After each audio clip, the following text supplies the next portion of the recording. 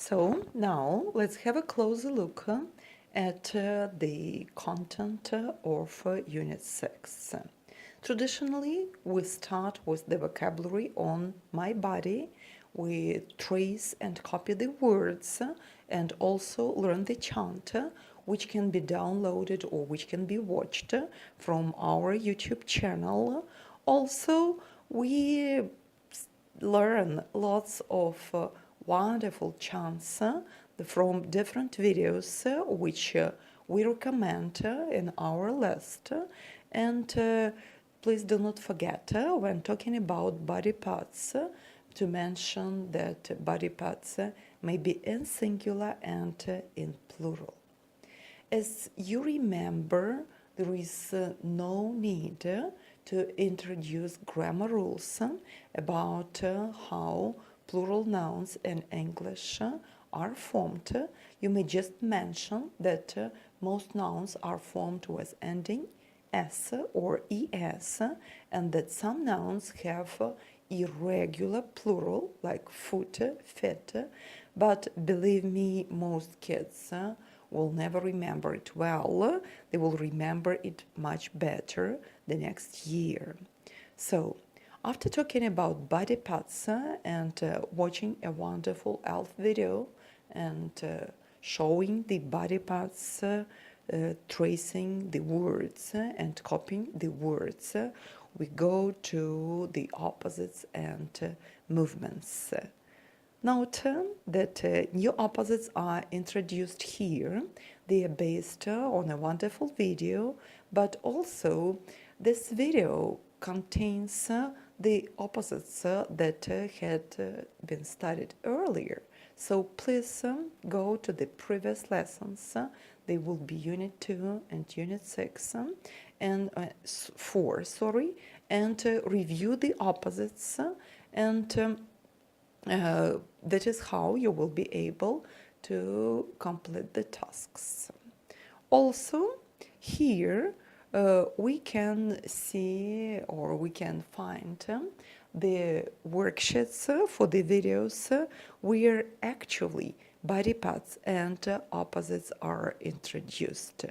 The opposites like right, left, in, out are introduced in wonderful videos by Super Simple Learning, Super Simple Songs, and these are the wonderful songs of Hockey Pocky and turning your foot in and foot out. The tasks that you will see on our next slide are mostly taken from the websites that I have already recommended to you.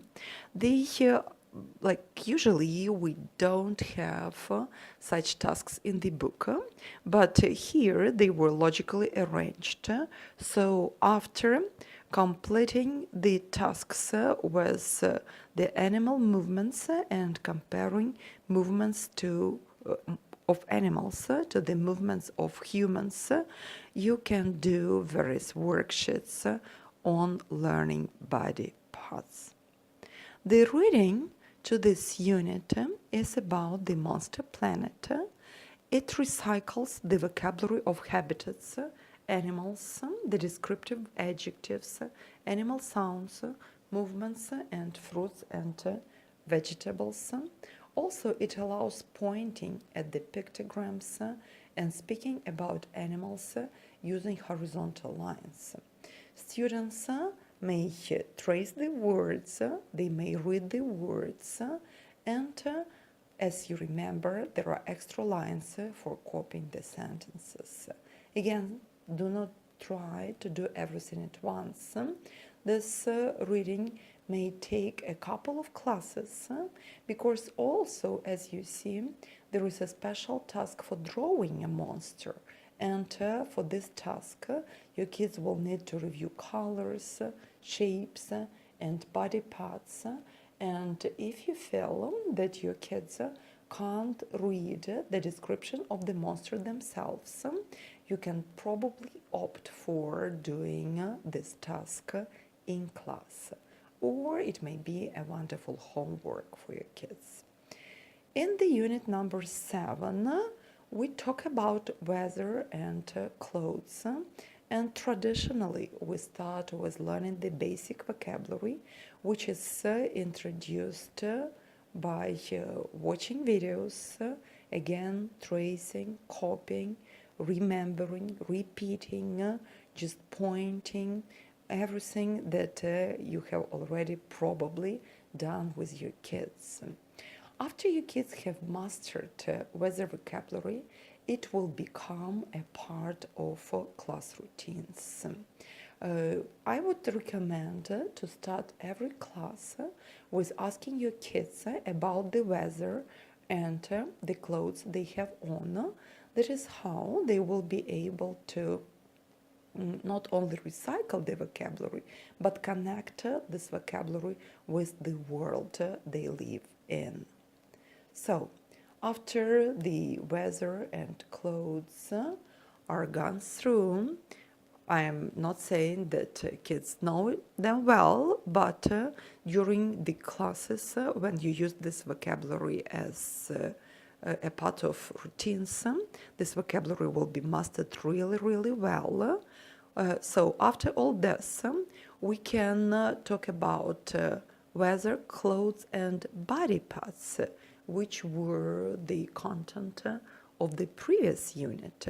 So now we can talk about body parts, so then the clothes we wear on them, and the weather which these clothes require.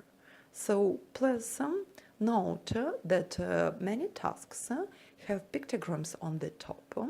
These pictograms allow building sentences, so please use them to produce as many sentences as kids can. Do not limit yourselves by just making the sentences using the pictures. You will see that your kids can produce a variety of sentences using such pictograms. And you probably remember that we have a special worksheet, just a special file where you can download these pictograms in a bigger shape, in a bigger format, or you can just make them using the Word. And then we put small magnets, and that is how we can build the sentence on the board, and kids can follow the pictograms on the board and produce as many sentences as they can.